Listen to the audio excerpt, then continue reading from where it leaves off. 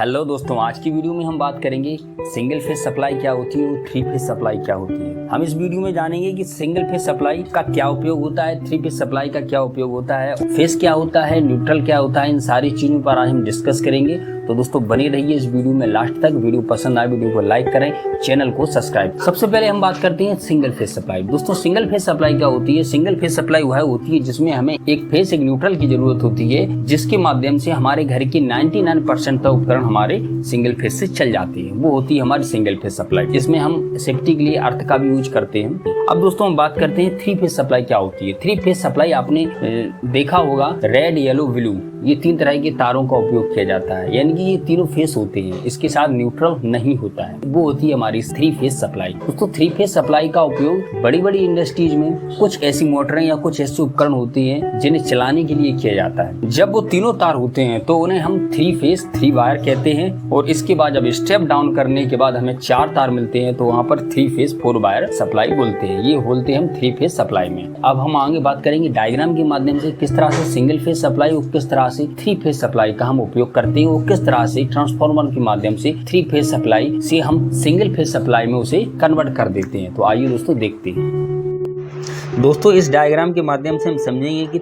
Single phase supply क्या होती है और वह किस तरह से काम करती है। दोस्तों आप इसमें देख सकते हैं single phase and two wire system.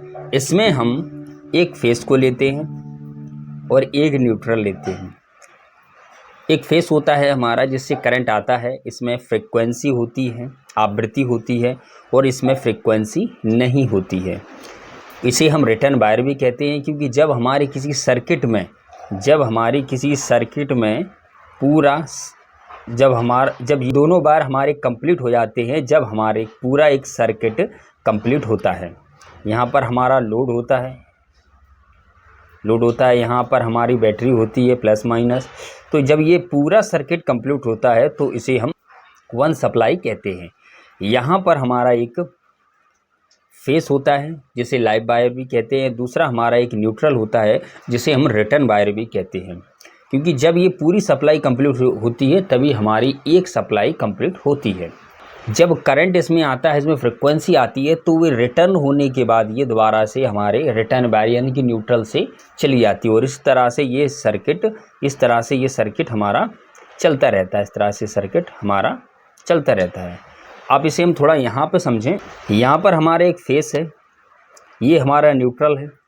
इन दोनों की मदद से हमारी ये लोड यानी कि हमारा ये बल्ब ग्लो करता है, बल्ब हमारा जलता है। और इसके साथ हम एक अर्थ का भी कनेक्ट करते हैं, ताकि यदि कोई भी लीकेज हो तो वहाँ पर हमारी किसी भी तरह के हमें दिक्कत ना हो, क्योंकि अर्थ को हम सेफ्टी के तौर पर यूज करते हैं, इसलिए हम ये अर्थ लगाते हैं। और ये अर्थ लगाना बहुत ज़रूरी है। हम किसी भी इलेक्ट्रिकल उपकरण में यदि हम अर्थ नहीं लगाएंगे, वायदा भी यदि कहीं से करंट लीकेज होने लगेगा तो हमें करंट का झटका लग सकता है, इसलिए सेफ्टी के तौर पर हम इस अर्थ वायर का ही यूज करते हैं। तो ये होती है हमारी सिंगल फेज सप्लाई, जिसे हम टू वायर सप्लाई सिस्टम भी कहते हैं, टू वायर सिस्टम सप्लाई भी कहते हैं।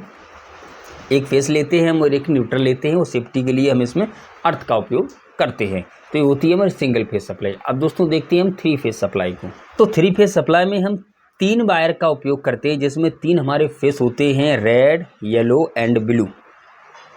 तीन तरह के फेस का हम उपयोग करते हैं। किसी भी जनरेशन पॉइंट पर तीन सप्लाई का ही जनरेशन होता है।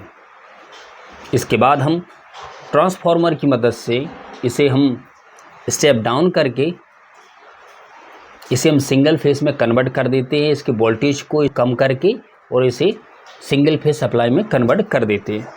तो यहाँ पर आप देख सकते हैं, यहाँ पर तीन फेस हैं हमारे पास, रेड येलो एंड ब्लू। इसको कहते हैं three phase three wire supply, और इसके साथ एक और होती है हमारी three phase four wire supply. तो इसमें हम red yellow and blue in तीनों फेसेस को हम यहाँ पर लेते हैं। अब three phase three wire supply क्या होती है और three phase four wire supply क्या होती है, इसको हम आगे समझते हैं। तो यहाँ पर आप देख सकते हैं, मान के चलिए कि आपको किसी जनरेशन पॉइंट पर आपको तीनों सप्लाई मिलती हैं, और उसे हम बड़े बड़े टावरों की मदद से वहाँ ट्रांसफार्मर है, एक जगह से दूसरी जगह तक भेजा जाता है। तो हमें मुख्यतः तीन तार ही देखने को मिलते हैं। वही वो तीन तार होते हैं, रेड येलो एंड ब्लू। जब ये सप्लाई हमारी किसी सब स्टेशन पर पहुंचती है तो वहाँ पर हम एक स्टेप डाउन ट्रांसफार्मर का उपयोग करते हैं। ये स्टेप डाउन ट्रांसफार्मर की प्रारंभिक वाइंडिंग होती है वो होती है डेल्टा में, और उसकी सेकेंडरी वाइंडिंग होती है वो होती है स्टार में। प्रारंभिक वाइंडिंग हमारी डेल्टा में होती है और सेकेंडरी वाइंडिंग हमारी स्टार में होती है।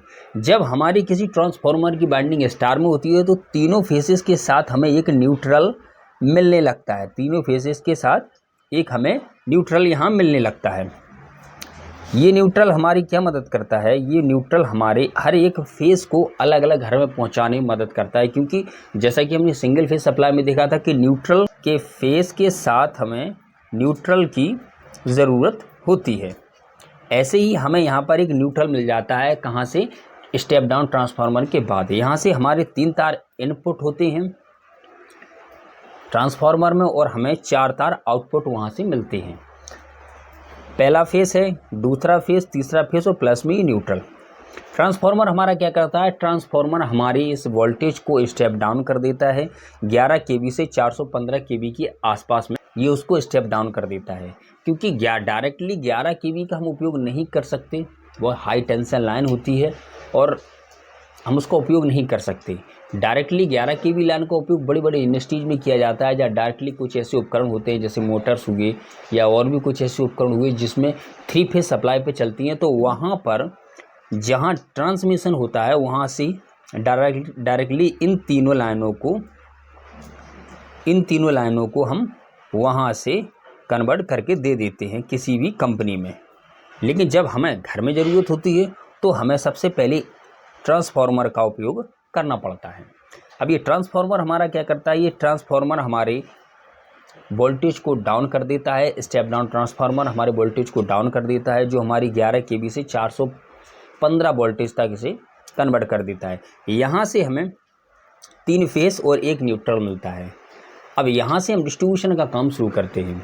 जब हमें कहीं भी किसी भी घर या किसी मोहल्ले में हमें सप्लाई देनी होती है सिंगल फेस की, तो हम किसी भी घर को एक फेस दे देते हैं और उसके साथ एक न्यूट्रल दे देते हैं। इसके बाद दूसरे घर को हम एक फेस दे देते हैं और उसके साथ एक न्यूट्रल दे देते हैं। उसके बाद तीसरे घर को हम एक फेस दे देते हैं, उसके साथ एक न्यूट्रल देते हैं। ठीक इसी तरह से गली मोहल्लों या घर में हम इस लाइन का डिस्ट्रीब्यूशन करते जाते हैं और हम सिंगल फेस सप्लाई का डिस्ट्रीब्यूशन कर देते हैं। डायरेक्ट 3 फेज सप्लाई का डिस्ट्रीब्यूशन नहीं होता है। डायरेक्ट 3 फेज सप्लाई का डिस्ट्रीब्यूशन किसी बड़ी इंडस्ट्रीज में होता है, जहाँ पर कुछ ऐसी मोटरें होती हैं जो 3 फेज सप्लाई पे चलती हैं। लेकिन घर में हमारे यूज होने वाले हमारे जितने भी उपकरण होते हैं वे सिंगल फेज सप्लाई पर चलते हैं। वे हमारे सिंगल फेज सप्लाई पर चलते हैं। 99% तक जितने भी हमारे उपकरण होते हैं वे सिंगल फेज सप्लाई पे चलते हैं। तो नॉर्मल हम इस तरह से 3 फेज सप्लाई से सिंगल फेज सप्लाई में कन्वर्ट कर देते हैं। अब यहाँ 3 फेज 3 वायर 3 फेज 4 वायर का मतलब क्या है? यहाँ पर हमारे 3 फेज 3 वायर होता है। 3 फेज 3 वायर हमारे डायरेक्टली कहीं भी हम लाइन देते हैं 3 फेज की, तो 3 फेज 3 वायर होता है हमारा। और जब स्टेप डाउन ट्रांसफार्मर का उपयोग करके हम लाइन को आगे बढ़ाते हैं तो यहाँ से हमारे पास 3 फेज एंड 4 वायर की सप्लाई हमारे पास आ जाती है। और इस तरह से हम वोल्टेज को स्टेप डाउन करके उसे घर घर तक पहुँचा देते हैं, क्योंकि यहाँ पर जो हमारा करंट होता है वो बहुत हैवी होता है और इसे हम यहाँ पर बहुत लो कर देते हैं, उसे बहुत डाउन कर देते हैं और यहाँ पर हमारा वोल्टेज बहुत हाई होता है। इस तरह से हम हर एक घर में अपनी करंट की सप्लाई को दे देते हैं और हमारे सारे उपकरण चलते हैं। तो ये था दोस्तों सिंगल फेज सप्लाई और 3 फेज सप्लाई का कॉन्सेप्ट। आशा करता हूँ आपको पसंद आया हो। वीडियो पसंद आया हो वीडियो को लाइक करना, चैनल को सब्सक्राइब करना। Thank you for watching.